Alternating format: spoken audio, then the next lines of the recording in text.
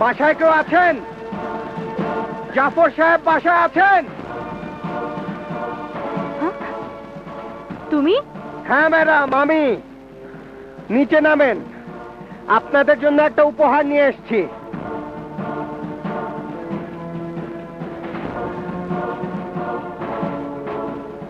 কে? এর নাম মাসুদ, বাংলাদেশের 22 শীর্ষ সন্ত্রাসীর মধ্যে একজন। এর সাথে আপনার ভাই আমাকে মেরে ফেলার চুক্তি করেছিল। কি বলছো? হ্যাঁ ম্যাডাম, আপনাদের মতো ব্যবসায়ী এবং কিছু খারাপ রাজনীতিবিদরা এই সব শীর্ষ সন্ত্রাসীদের লালন পালন করে বাঁচিয়ে রাখে। কিন্তু ভুলে যাবেন না, বঞ্চিত মানুষদের কখনো দমিয়ে রাখা যায় না। আপনারা কি মনে করেন একজন মারুফকে খুন করলেই কি সব শেষ হয়ে যাবে? না, ভুল। একজন মারুফকে খুন করলে লাখো বঞ্চিত মানুষের হাত এভাবে মুষ্টিবদ্ধ হবে, জ্বলে পুড়ে ছারখার হয়ে যাবে আপনাদের এই প্রাসাদ। পিস্তলটা আমার না, ওর। ও সুস্থ হয়ে গেলে ওকে ফেরত দিয়ে দেবেন। খোদা হাফেজ।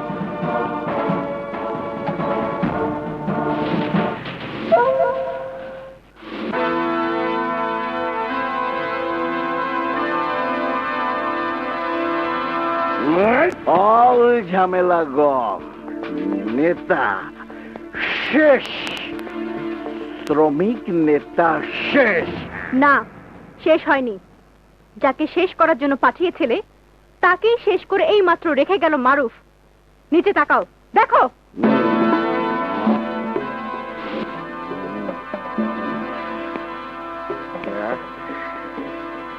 বাবা, দেখতে হবে না, দাঁড়াও। তোমার সাথে আমার কথা আছে। এই মুহূর্ত থেকে তুমি আমার বাড়ি ছেড়ে চলে যাবে এবং এই মুহূর্ত থেকে আমার ব্যবসা প্রতিষ্ঠানের সাথে তোমার কোনো সম্পর্ক নেই। And get out. কি বললে? Get out. না, কার ঘোড়ায় কে চাবুক মারে? ঘোড়া আমার আর চাবুক মারো তুমি। এই বালি, নীলা গার্মেন্টস, বাইক হাউস, উত্তরার জমি সব কিছুর মালিক আমি। And this is my document. এবং এখানেই আছে আমার সব ডকুমেন্ট। তুমি সই করেছ?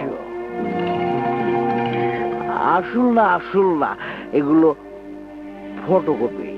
আসলগুলো উকিলের কাছে জমা আছে। শোনো, আমি এসব কথাগুলো কখন বলবো বুঝে উঠতে পারছিলাম না।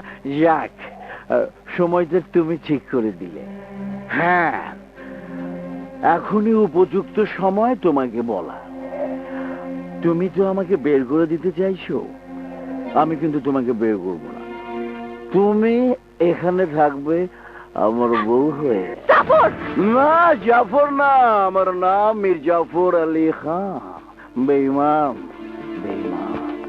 নবাব সিরাজউদ্দৌলার সাথে বেঈমানি করেছিল, আর আমিও বেঈমানি করেছি তোমার সাথে। জাফর!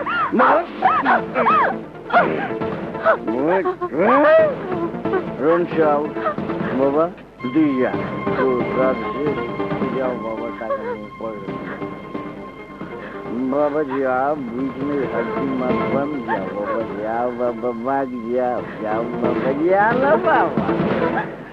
সাদের লাউ বানাইলো তোমায় বৈরাগী, সাদের লাউ বানাইলো। ও নো নো, চাচতো ভাই বানাইলো তোমায় বৈরাগী। হে চাচতো ভাই বানাইলো তোমায় বৈরাগী। তোমার গার্মেন্টস গাইলো, জমিও গাইলো। আপনাদের কোনো কথাই আমার বিশ্বাস হয় না। আপনারা নিশ্চয়ই আবার কোনো ষড়যন্ত্র করেছেন মারুফের বিরুদ্ধে। আমি জানি ওকে আপনাদের ফ্যাক্টরি থেকে বের করতে পারলেই আপনারা বেঁচে যান। অনেক আগেই মারুফকে আপনাদের ফ্যাক্টরি থেকে আমি নিয়ে আসতাম, কিন্তু শ্রমিকরা আরো উত্তেজিত হবে বলে আমি আনিনি। বিশ্বাস করুন ভাবি, আমি যা বলেছি তার একটু মিথ্যে কথা নয়। মারুফের বিরুদ্ধে আমি কোনো চক্রান্ত করছি না। কিভাবে বিশ্বাস করব আপনাকে? আপনি বিদেশি মেয়ে এসে যে আসেননি আমাদের বাসায়। প্রতারণা করে চরিত্রহীন বানাতে চাননি মারুফকে?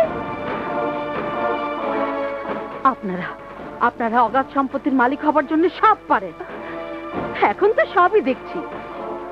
যারা ক্ষমতাবান এবং টাকার মালিক হয় তাদের নীতি বলে কিছুই থাকে না।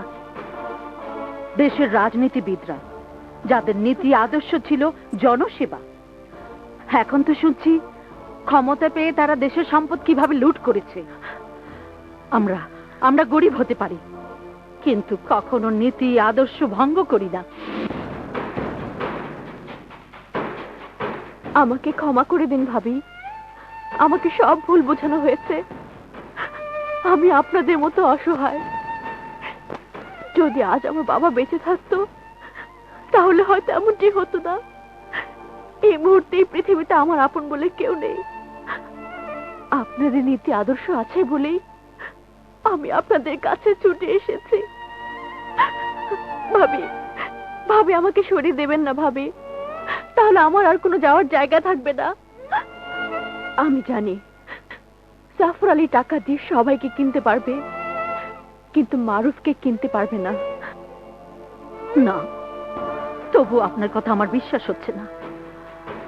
যে জাফর আলীর কথা আপনি বলছেন সে তো আপনারই ভাই। এখন সম্পত্তি নিয়ে গন্ডগোল লেগেছে, তাই মারুফদের সাহায্য নিতে এসেছেন। দুদিন পর যখন সম্পত্তির গন্ডগোল থাকবে না, তখন তো আপনারা মিশে যাবেন। আপনাদের এই সম্পত্তির গন্ডগোলের মধ্যে আমাদের জড়াবেন না। ভাবি, জাফর আলী আমার আপন ভাই না, এমনকি আমার আপন চাচারও ছেলে না। আমার বাবার চাচাতো ভাইয়ের ছেলে। আমার বাবাও ছিলেন একা, আমিও একা। ওরা ছিল গরিব, গ্রামে থাকতো। আমার বাবার ক্যান্সার হলে ওকে ডেকে এনে বলেছিল আমাদের ব্যবসা দেখতে। ও আমাদের কর্মচারী ভাবি। এখন আমার কাছ থেকে সবকিছু লিখে নিয়ে আমাকে বিয়ে করতে চায়। ভাবি, এই মুহূর্তে আপনারা পাশে না দাঁড়ালে আমার আত্মহত্যা ছাড়া কোনো পথ থাকবে না। ভাবি, আমি আপনার পায়ে ধরে, আমাকে দূরে সরিয়ে দেবেন না। ভাবি, আমাকে দূরে সরিয়ে দেবেন না ভাবি। ভাবি, ভাবি, ওদের চোখের পানিকে বিশ্বাস করো না। ওরা অভিনেত্রী, সুন্দর অভিনয় জানে। টাকার জন্য ওরা অনেক কিছুই করতে পারে। মারুফ, আমাকে ভুল বোঝো না। প্রয়োজনে আমিও তোমার সাথে শ্রমিক হয়ে কাজ করব, তবু আমাকে ভুল বোঝো না। হ্যাঁ, আমি অনেক ভুল করেছি। সেই ভুলের জন্য আমি ক্ষমা চাইছি। আমাকে ক্ষমা করে দাও। মারুফ, এই মুহূর্তে আমি অসহায়। প্লিজ আমাকে ফেলে দিও না, প্লিজ। আমি একটা জিনিস বুঝতে পারছি না,